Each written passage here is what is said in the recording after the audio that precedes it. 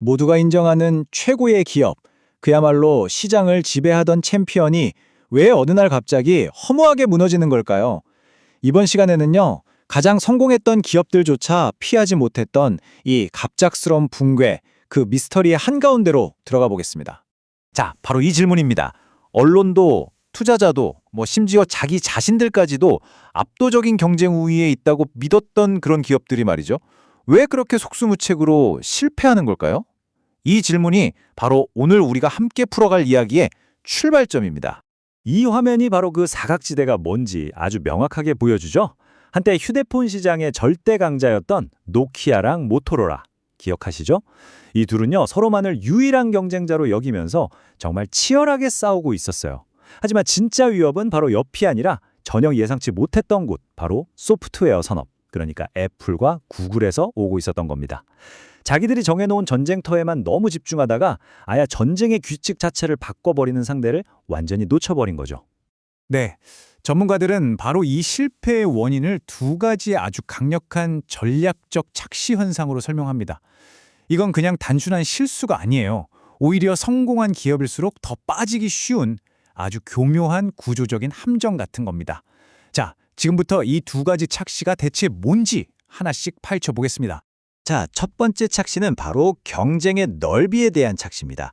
여기서 넓이란 건 우리 회사가 경쟁 상대를 대체 어디까지로 보고 있느냐, 바로 그 범위의 문제입니다. 그러니까 경쟁의 넓이란 게 뭐냐면요. 말 그대로 내 경쟁자의 범위를 얼마나 넓게 보느냐의 문제예요. 지리적으로 보면 그냥 국내 기업들하고만 싸울 건지, 아니면 저 멀리 글로벌 기업들까지 경쟁자로 볼 건지, 또 산업적으로 보면 우리랑 똑같은 물건 파는 회사만 볼 건지, 아니면 우리 제품을 대체할 수 있는 모든 것들, 그리고 앞으로 이 시장에 뛰어들 잠재적인 경쟁자들까지 다 포함해서 볼 건지에 대한 정의인 거죠. 이 그림을 보시면 전체적인 구조가 한눈에 들어오실 텐데요. 경쟁의 판을 짜는 데에는 이렇게 두 개의 축이 있습니다. 하나는 방금 말씀드린 수평적인 넓이, 즉 누구랑 싸울 거냐의 문제고요. 다른 하나는 잠시 후에 다룰 수직적인 BP, 그러니까 우리는 도대체 누구인가에 대한 문제입니다. 이 두 축을 어떻게 설정하느냐에 따라서 기업의 운명이 완전히 달라집니다. 자, 이 표를 한번 보시죠. 1970년대, 80년대 우리나라 대기업들이 아주 좋은 예입니다. 그때만 해도 많은 기업들이 그냥 국내 경쟁사들하고만 비교하면서 우리가 최고다 이렇게 생각했었거든요. 말 그대로 터널 시야에 갇혀 있었던 거죠. 그 결과는 뭐였을까요? 바로 안주와 정체였습니다. 하지만 이 기업들이 세계 시장에 나가서 자신들을 글로벌 초일류 기업들과 비교하기 시작하자, 즉 글로벌 시야를 갖게 되자 냉혹한 현실을 깨닫게 된 겁니다. 그리고 바로 그 현실 인식이 오히려 혁신을 만들어내는 강력한 동력이 됐습니다. 자, 그럼 이제 두 번째 착시로 넘어가 보겠습니다. 이번에는 기업이 스스로를 어떻게 정의하느냐의 문제, 바로 경쟁의 깊이에 대한 이야기입니다. 경쟁의 깊이라는 건 우리는 무엇을 하는 회사인가? 라는 아주 근본적인 질문이랑 연결이 됩니다. 우리 회사의 정체성을 어디까지 우리 사업 영역으로 볼 것이냐? 바로 그 문제인 거죠. 이 둘의 차이가 정말 엄청난 결과를 만들어냅니다. 얕은 정체성을 가진 기업은요, 스스로를 그냥 물건 만드는 회사로만 봐요. 이런 회사들한테 부품이나 콘텐츠를 대주는 공급자는 그저 원가를 낮춰야 하는, 쥐어짜야 하는 대상일 뿐입니다. 그런데 깊은 정체성을 가진 기업은 완전히 다릅니다. 이들은 자신을 하나의 거대한 생태계를 만드는 창조자로 정의하고요, 공급자를 함께 가치를 키워나가는 파트너, 즉 보완자로 바라봅니다.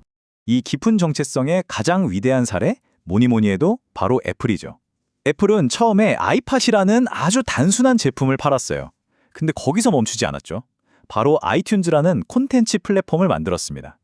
그리고 마침내 앱스토어를 통해서 수많은 개발자들을 가치 창출의 파트너로 끌어들이면서 그 누구도 무너뜨릴 수 없는 거대한 생태계를 만들어냈습니다. 이제 애플은 그냥 하드웨어 회사가 아니라 생태계 그 자체가 된 겁니다. 이게 바로 깊은 정체성에 가진 힘이죠. 자, 지금까지 우리는 이 두 가지 착시가 어떻게 기업을 실패로 이끄는지 살펴봤습니다. 근데요, 여기서부터 이야기가 아주 재미있는 국면으로 접어듭니다. 만약에 말이죠, 이 착시가 단순히 피해야 할 실수가 아니라 우리가 의도적으로 통제하고 관리할 수 있는 전략이라면 어떨까요? 정말 흥미로운 생각의 전환 아닌가요? 경쟁의 범위를 어떻게 인식하느냐 하는 것이 그냥 주어진 현실이 아니라 리더가 의도적으로 설계할 수 있는 아주 강력한 전략적 무기가 될 수 있다는 겁니다.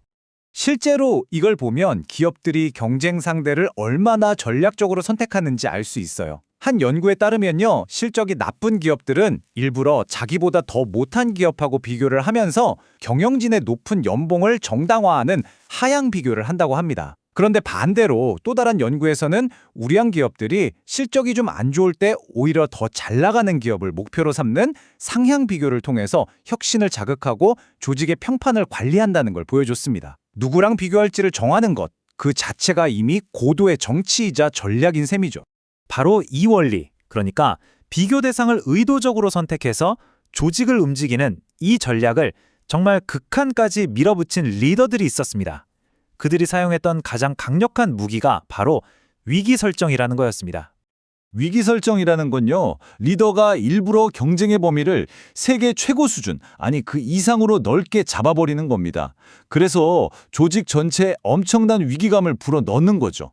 우리 이대로 가면 다 망한다는 충격을 주는 거예요. 그리고 바로 그 위기감을 동력 삼아서 조직 전체를 하나의 거대한 학습기계로 만들고 혁신의 속도를 폭발적으로 높이는 아주 강력한 리더십 도구라고 할 수 있습니다. 그리고 이 전략의 가장 상징적인 순간이 바로 이 한마디에 담겨 있습니다. 1993년, 당시 삼성은 양적으로는 세계적인 기업이었지만 품질 면에서는 이류 취급을 받던 시절이었거든요. 바로 그때 이건희 회장이 이렇게 선언합니다. 마누라와 자식 빼고 다 바꾸라. 이건 그냥 구호가 아니었습니다. 우리의 경쟁 상대는 더 이상 국내 기업이 아니다. 우리의 기준은 소니, 필립스 같은 세계 초인류 기업이다라는 선언이었죠. 삼성이라는 조직 전체의 경쟁에 대한 관점을 송두리째 바꿔버린 역사적인 위기 설정의 시작이었습니다. 현대자동차 역시 이 전략의 대가였죠. 자원도 기술도 부족한 후발주자였지만 처음부터 경쟁의 범위를 세계 최고 자동차 회사들로 딱 정해버렸습니다.